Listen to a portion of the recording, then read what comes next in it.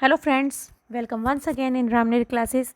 Class 9 science का revision assessment part 2 quiz अभ्यास 21 से 27 अगस्त 2021 का आ चुका है। तो इस वर्कशीट को यानी ये रिवीजन असेसमेंट है, इस क्विज़ को आप 27 अगस्त तक पूरा कर सकते हैं। इसलिए टेंशन लेने की कोई बात नहीं है, आप आराम से कीजिएगा, लेकिन सही सही आंसर दीजिएगा। तो यहाँ पर देखिए कुल 20 प्रश्न आए हैं आज की क्विज़ में, थोड़ा सा बड़ा है ये क्विज़ दे रखा है। तो साइंस की क्विज़ है क्लास 9 की रिवीजन असेसमेंट पार्ट 2 क्विज अभ्यास 21 से 27 अगस्त 2021। तो यहाँ आपको क्वेश्चन दे रखे हैं 1 बाय 1 और 4 ऑप्शन दे रखे हैं जिनका सही उत्तर आपको यहाँ पर लिखना होगा। तो चलिए देखते हैं प्रश्न संख्या 1 से, लेकिन उससे पहले वीडियो को लाइक ज़रूर कीजिएगा, दोस्तों के साथ शेयर ज़रूर कीजिएगा और चैनल पे अगर आप नए हैं तो चैनल को सब्सक्राइब करना बिल्कुल भी नहीं भूलना है। तो चलिए देखते हैं पहला प्रश्न। यात्रा से लौटने के बाद विवेक बीमार पड़ गया। उसके डॉक्टर ने कहा कि वह दूषित भोजन या पानी के सेवन के कारण बीमार हुआ है। विवेक इनमें से किस बीमारी से पीड़ित हो सकता है? तो देखिए इसका सही उत्तर होगा ऑप्शन नंबर 4 हैज़ा। तो यहाँ पर लिख देना आंसर 4। नेक्स्ट देखिए दूसरा प्रश्न है, उत्तल दर्पण विस्तृत क्षेत्र में फैली हुई वस्तुओं के प्रतिबिंब बना सकते हैं। इनमें से कौन सा विकल्प उत्तल दर्पण के उपयोग की सही पहचान करता है? तो उत्तल दर्पण देखिए आप देखते हैं वाहनों के जो साइड में मिरर लगे होते हैं तो वो उत्तल दर्पण होते हैं, इसलिए ऑप्शन नंबर इसका हो जाएगा 1, वाहनों के पीछे देखने के लिए दर्पण में उपयोग किया जाता है। तीसरा प्रश्न है 2007 में पेरू में एक खगोलीय पिंड गिरा और इसमें एक वीवर यानी क्रेटर बन गया। वह खगोलीय वस्तु इनमें से क्या हो सकती है? तो खगोलीय पिंड गिरेगी तो ये हो सकती है उल्का पिंड, ऑप्शन नंबर 4। नेक्स्ट है चौथा प्रश्न, समीरा प्रकाश बल्ब, तार, 2 बैटरी और एक स्विच के साथ एक खुले परिवर्तक को बनाना चाहती है। स्विच को दर्शाने के लिए उसे इन प्रतीकों में से किसका उपयोग करना चाहिए? तो देखिए यहाँ पर ये जो इमेज छपी है, इमेज ये गलत छप गई है, ये दूसरे प्रश्न की है। तो आपके जो क्विज़ में दे रखे हैं आप उसी से कर कीजिएगा। प्रश्न संख्या 4 इसका उत्तर हो जाएगा 1। यहाँ पर प्रश्न संख्या 5 को देखिए, यदि आप पानी से भरे बीकर लेते हैं और उसमें नमक मिलाते हैं तो नमक पूरी तरह घुल जाता है और गायब हो जाता है। इस क्रिया विधि के द्वारा पदार्थ का इनमें से कौन सा गुण दर्शाया गया है? तो यहाँ देखिए 5वां प्रश्न है, 5वें प्रश्न में सही उत्तर हो जाएगा पदार्थ कणों से मिलकर बना होता है, इसलिए ये नमक पानी में घुल जाता है, ऑप्शन नंबर 2 सही है।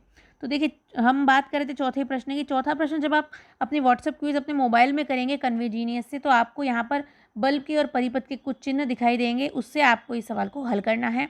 ये यहाँ पर जो क्विज़ की PDF आई है उसमें यहाँ मिसप्रिंट है। तो चौथे का प्रश्न उत्तर 1 हो जाएगा और 5वें का उत्तर हो जाएगा ऑप्शन नंबर 2। ठीक है, 6 क्वेश्चन देखिए, सारणी एक कोशिका एक्स के भाग की कुछ विशेषताओं को सूचीबद्ध करती है। एक्स को किस रूप में पहचाना जा सकता है? तो ये एक सारणी दे रखी है, ये एक छिद्रयुक्त होती है या बाहरी माध्यम से कोशिका को अलग करती है। ये पदार्थों को कोशिका के अंदर और बाहर गति करने देती है।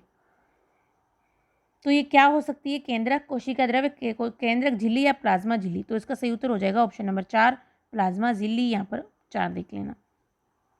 नेक्स्ट है 7वां प्रश्न देखिए, नित्या पर्यावरण पर प्लास्टिक के हानिकारक प्रभाव के बारे में पढ़ रही है। वह प्लास्टिक के प्रभाव को कम करने करके पर्यावरण की मदद करने में अपनी भागीदारी करना चाहती है। इनमें से कौन सा विकल्प उसके लिए सहायक नहीं होगा?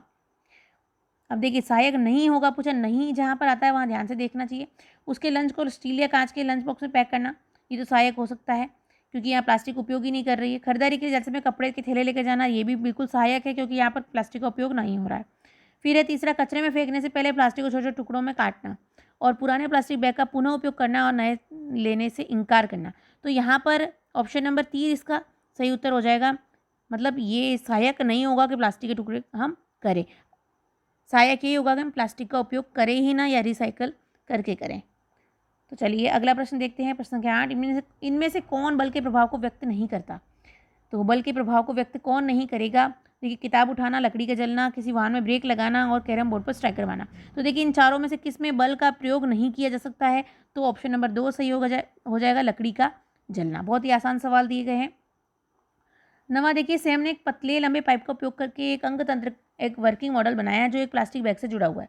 बैग एक लंबी पैंट के एक पेड़ से जुड़ा हुआ है। मॉडल का उपयोग करके अंग तंत्र के कार्य को प्रदर्शित करने के लिए सैम ने एक रोटी के टुकड़ों में कर लिया और कुछ पानी मिला दिया जिससे उसने पाइप के माध्यम से आगे बढ़ाया। फिर उन्हें प्लास्टिक की थैली में मिलाया और उसके बाद उन्हें पेंट के माध्यम से दबाया। सेम के मॉडल में प्लास्टिक बैग किस अंग को व्यक्त करता है? तो देखिए ये पाचन तंत्र से संबंधित एक मॉडल है।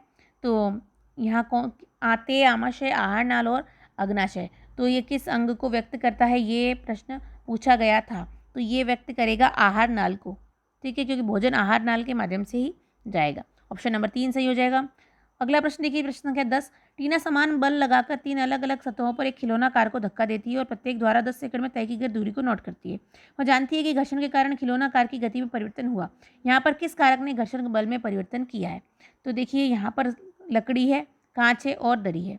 तो यहाँ सबकी दूरी दे रखी है अलग अलग। अब देखना है सही उत्तर क्या हो सकता है। तो यहाँ पर हो जाएगा सही उत्तर ऑप्शन नंबर 4, सतह का प्रकार जिस पर खिलौना कार चली, यहाँ पर घर्षण बल का प्रभाव पड़ता है, इसलिए ऑप्शन नंबर 4 सही है। 11वां प्रश्न देखिए, रामू ने देखा कि जब भी उसे सार्वजनिक रूप से बोलने के लिए कहा जाता है तो उसका दिल सामान्य अवस्था से तेज धड़कने लगता है, उसके पेट में दर्द होने लगता है और बहुत तेज पसीना आता है। उसके शरीर में इन बर्तनों का क्या कारण है? तो इसका उत्तर हो जाएगा ऑप्शन नंबर 3, पिट्यूटरी ग्रंथि द्वारा वृद्धि हार्मोन स्राव। नेक्स्ट क्वेश्चन है प्रश्न संख्या 12। जब एक चालक में विद्युत द्वारा प्रवाहित की जाती है तो चालक में ऊष्मा उत्पन्न होती है। इनमें से कौन सा उपकरण इस प्रभाव के अनुप्रयोग के आधार पर बनाया गया है? तो 3 उपकरण दे रखे हैं। पहला है विद्युत इस्त्री, दूसरा है इलेक्ट्रिक बेल, तीसरा है इलेक्ट्रिक फ्यूज। तो प्रश्न संख्या 12 है, इसका उत्तर हो जाएगा ऑप्शन नंबर 3, केवल 1 और 3। अगला देखिए, नेक्स्ट क्वेश्चन है प्रश्न संख्या 13। चित्र पर विचार कीजिए और आयनों के प्रवाह की सही दिशा की पहचान कीजिए। देखिए, तांबे की प्लेट, ये एक तरह का चित्र दे रखा है। इसका सही उत्तर आपको क्या करना है मैं बता देती हूँ सीधा सीधा। प्रश्न ऑप्शन नंबर 3 इसका सही उत्तर हो जाएगा। आप पढ़ लीजिएगा प्रश्न को। नेक्स्ट देखिए, 14वां प्रश्न है, गंगा नदी के प्रदूषण के कुछ मुख्य स्रोत हैं। घरेलू और औद्योगिक अपशिष्ट, ठोस कचरा सीधे नदी में फेंका जाता है और कृषि अफवाह। कौन सा विकल्प समस्याओं का सीधा समाधान प्रदान करता है? तो समस्या का समाधान क्या हो सकता है? देखिए, ये 4 ऑप्शन दे रखे हैं। इन चारों ऑप्शनों में समस्या का समाधान हो सकता है ऑप्शन नंबर 1, शहरों के अपशिष्ट जल को रोकना और उसे दूसरी ओर मोड़ना।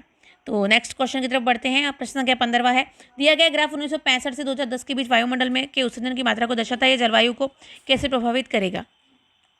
तो ये ग्राफ देखिएगा आराम से, प्रश्न संख्या 15 का ग्राफ देखने के बाद उत्तर दीजिएगा यहाँ पर। तो यहाँ उत्तर हो जाएगा प्रश्न संख्या 15 का ऑप्शन नंबर 2, CO में वृद्धि वायुमंडल में अधिक ऊष्मा को रोकेगी, जिसका परिणाम अधिक गर्म जलवायु के रूप में होगा। अगला प्रश्न देखिए, प्रश्न संख्या 16। 4 ईंधनों की विशेषता दी गई है, पढ़िए और सर्वाधिक दक्ष ईंधन को चुनिए। सर्वाधिक दक्ष ईंधन क्या हो सकता है? देखिए, यहाँ MNPQ है, उपलब्धता दर, उनकी कैलोरी मान और उत्पाद को दिखाया गया है। तो सारणी को ध्यान से आप पढ़िएगा, उसके बाद ही इसका उत्तर देखिएगा। तो मैं आपको उसका उत्तर बता देती हूँ। मेरे हिसाब से इसका उत्तर क्या होना चाहिए? तो ऑप्शन नंबर 3 P होना चाहिए। देखिए, 4 प्रश्न और रह गए हैं, आगे देखते हैं 17वें प्रश्न की ओर। ग्राफ बन्नेरघट्टा राष्ट्रीय पार्क में कुछ अवधि के दौरान हिरणों की संख्या को दर्शाता है। यानी एक ग्राफ दिया गया है, 1999 और 2000 के बीच जनसंख्या में हुए अचानक बदलाव में निम्न में से किस कारक की सबसे अधिक संभावना है? अब देखिए, ग्राफ बताया है यहाँ 96, 97, 98, 99 और 2000। तो ये अचानक बदलाव हो गया है, इसकी संभावना पूछी गई है यहाँ पर। तो इसका उत्तर हो जाएगा ओजोन परत में कमी, वैश्विक तापमान में वृद्धि, पर पक्षियों की अनुपस्थिति, दावा नल में ने भोजन आपूर्ति को नष्ट कर दिया। तो इसका उत्तर हो जाएगा ऑप्शन नंबर 2, वैश्विक तापमान में वृद्धि। ठीक है, आगे देखिए, प्रश्न संख्या 18। रोहन हिमालय पर ट्रैकिंग कर रहा था। जब वह कम ऊंचाई पर नीचे आया तो उसने देखा कि प्लास्टिक की पानी की बोतल, जिससे वह पहाड़ों में ऊंचाई पर पानी पीने के लिए इस्तेमाल कर रहा था, अब पिचक गई है। यह क्या दर्शाता है?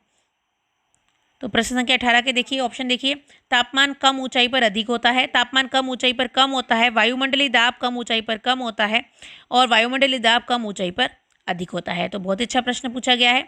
तो यहाँ देखिए, हिमालय पर ट्रैकिंग कर रहा था और गर्म पानी की बोतल पिचक गई, तापमान कम ऊंचाई पर अधिक होता है। तो यहाँ पर देखिए ऑप्शन नंबर 1 सही हो जाएगा यहाँ पर। नेक्स्ट क्वेश्चन है, केनी ने 2 परख नली ए और बी ली। उसने दोनों परख नली को पानी से आधा भरा और उसमें चीनी घोल दी। उसने तब परख नली बी में खमीर मिलाया। उसने दोनों परख नलियों के सिरों पर गुब्बारे बांध दिए। 3 दिन बाद वह क्या देखेगी? यदि वह चूने का पानी दोनों गुब्बारों के सामने रखे तो क्या होगा? तो यहाँ पर देखिए, 4 ऑप्शन दे रखे हैं, 4 इमेज दे रखी है। परख नली ए और बी पर गुब्बारे पर जो प्रेक्षण किया है और चूने के पानी के साथ जो अभिक्रिया हुई है, उन चारों को आप ध्यान से देखिएगा, उसके बाद ही इसको उत्तर को सही कीजिएगा। तो इसका उत्तर यहाँ मैं बता देती हूँ, ऑप्शन नंबर मेरे हिसाब से 2 हो जाएगा। यानी कि परख नली ए, गुब्बारे का जो प्रेक्षण होगा गुब्बारा नहीं फूलेगा, और चूने का पानी दूधिया हो जाएगा, और परख नली बी जिसमें उसने खमीर मिलाया था वो पूरी तरह फूल जाएगा और चूने के पानी के साथ इसका कोई प्रभाव नहीं पड़ेगा। तो ऑप्शन नंबर बी सही हो जाएगा। दूसरा अंतिम प्रश्न देखिए, कोमल ठंडे पानी से भरा जार लेती है, उसके पास गर्म पानी का एक और गिलास है जिससे नीला रंग घुला है। उसे ठंडे पानी वाले जार के तल पर नीले रंग के गर्म पानी की 2 बूंदों को सावधानी से मिलाने के लिए ड्रॉपर का उपयोग किया, तुरंत क्या प्रेक्षित होगा?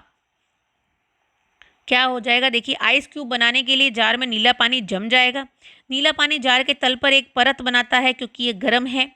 नीला पानी जार के ऊपर तक आ जाता है क्योंकि ये गर्म है, या हल्के नीले रंग का पानी बनाने के लिए नीले रंग का पानी जार के पानी के साथ मिल जाता है। तो देखिए प्रश्न क्या था, ठंडे पानी का जार ले रही थी, उसके पास गर्म पानी का एक और गिलास था जिसमें नीला रंग घुला है, तो उसने उस गर्म पानी के गिलास से नीला रंग ठंडे पानी वाले जार के तल पर मिलाया है। तो क्या हो जाएगा? तो इसका उत्तर से हो जाएगा, नीला पानी जार के तल पर एक परत बनाता है क्योंकि यह गर्म है। ऑप्शन नंबर 2 सही हो जाएगा। तो ये थे 20 प्रश्न। देखिए 20 प्रश्न हैं, आप अपनी व्हाट्सएप क्यूज जो कन्वे जीनियस के माध्यम से आप हेलो लिख के करते हैं, उसी प्रकार आप कीजिएगा। देखिए 20 प्रश्न हमारे पूरे हो गए हैं। क्लास 9 की साइंस की रिवीजन असेसमेंट पार्ट 2 हम कर रहे थे। क्विज अभ्यास 21 से 27 अगस्त तक आपको आराम से करना है। इन प्रश्नों को अच्छे से पढ़ लीजिएगा, 1-2 बार रिवाइज कर लीजिएगा, उसके बाद ही क्विज को कीजिएगा जिससे आपके क्विज में अच्छे मार्क्स आ सकें। आशा करती हूँ आपको ये वीडियो पसंद आया होगा। वीडियो को लाइक करें, दोस्तों के साथ शेयर करें और चैनल को सब्सक्राइब करना ना भूलें। धन्यवाद।